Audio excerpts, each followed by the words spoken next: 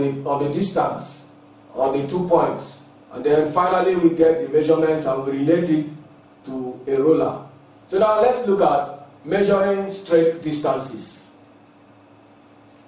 If the distance is straight, what you do is you locate the 2 points, for instance point A and point B.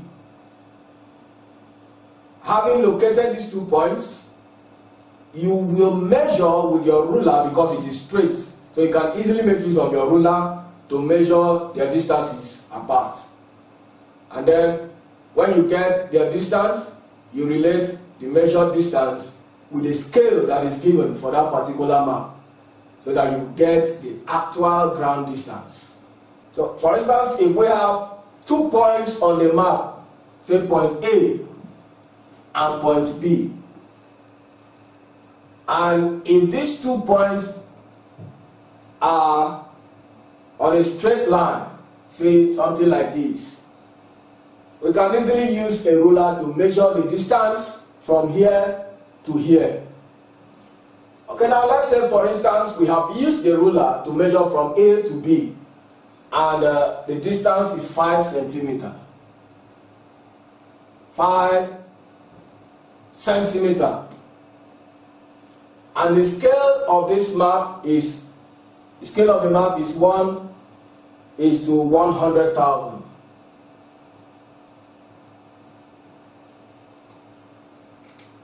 How do we now find out what will be the actual ground distance? Now, this is what we do. The distance AB using ruler equals to 5 cm.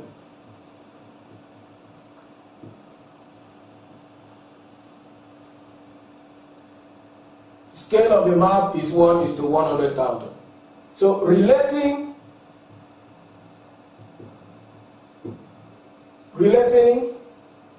this measured 5 centimeters to the scale of the map in representative fraction.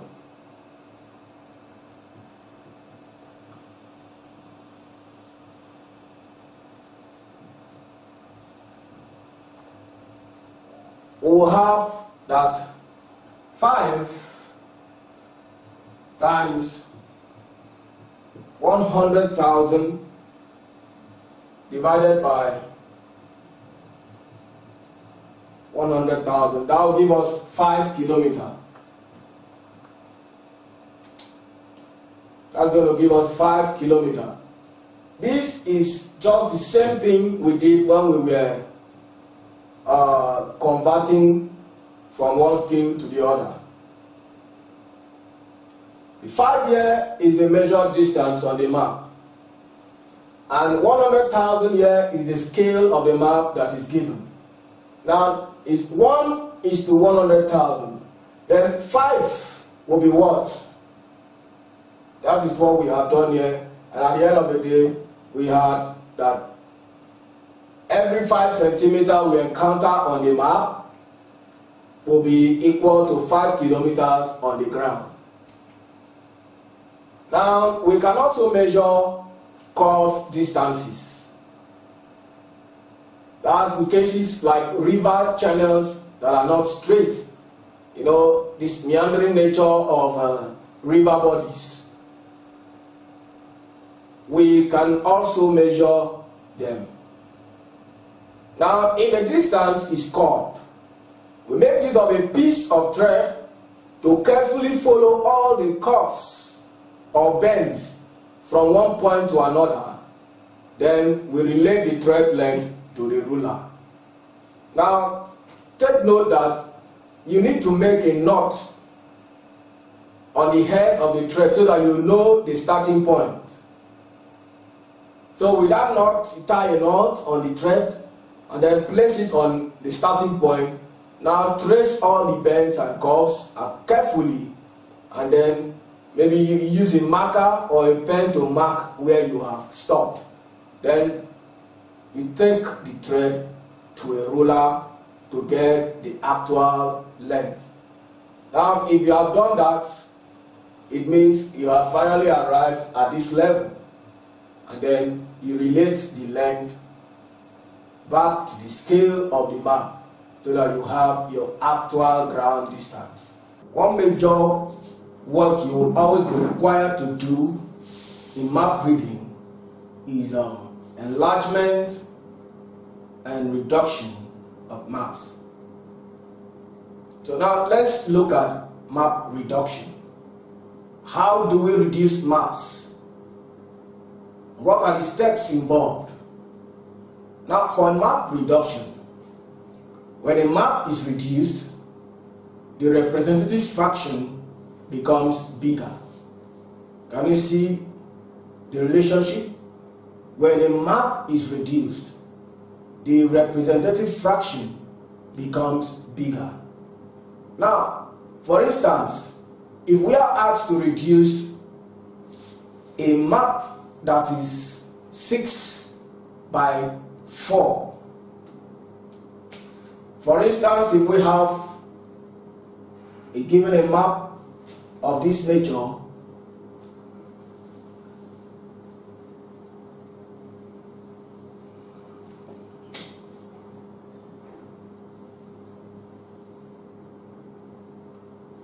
let's say here is 6, of course, talking about centimeter, and here is 4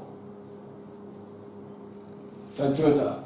That will mean by 6 by 4 cm.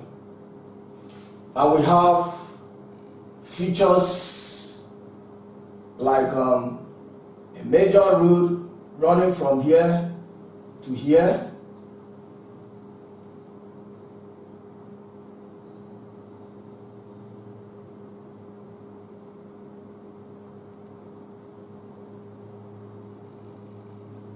And maybe a river from there to there. Let's see, we have another feature like this. We call this a quarry.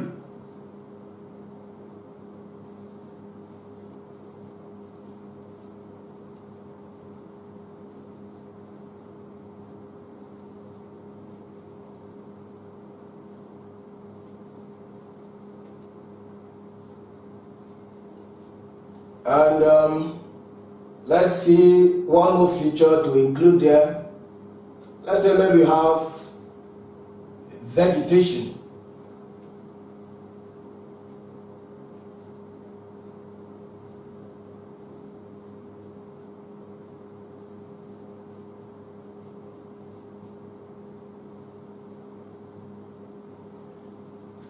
Something like that. You are given a map like this, and the question is to reduce this map.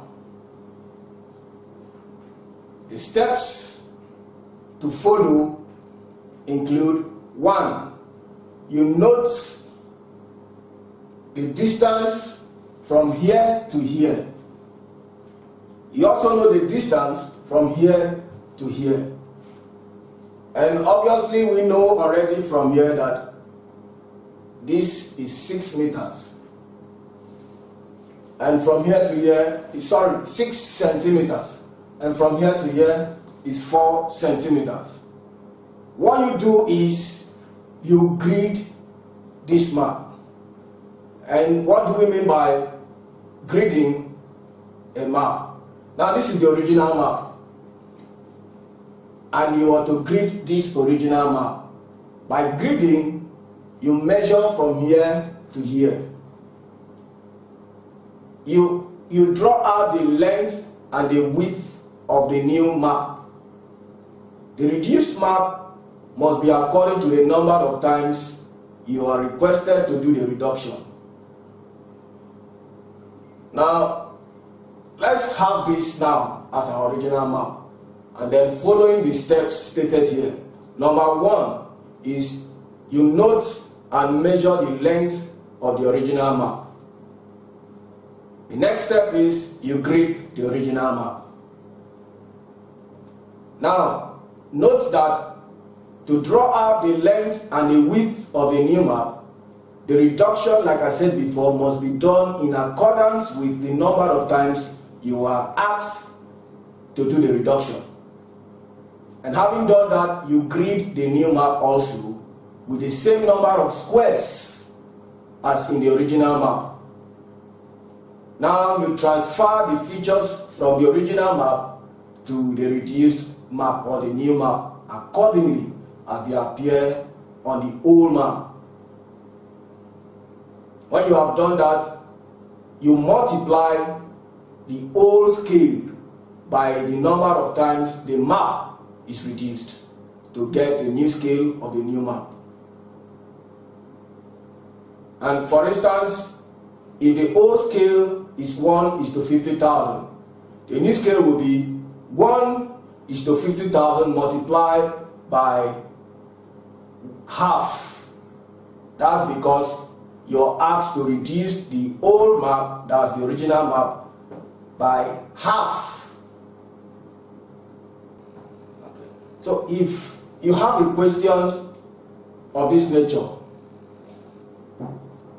reduce the original map by half.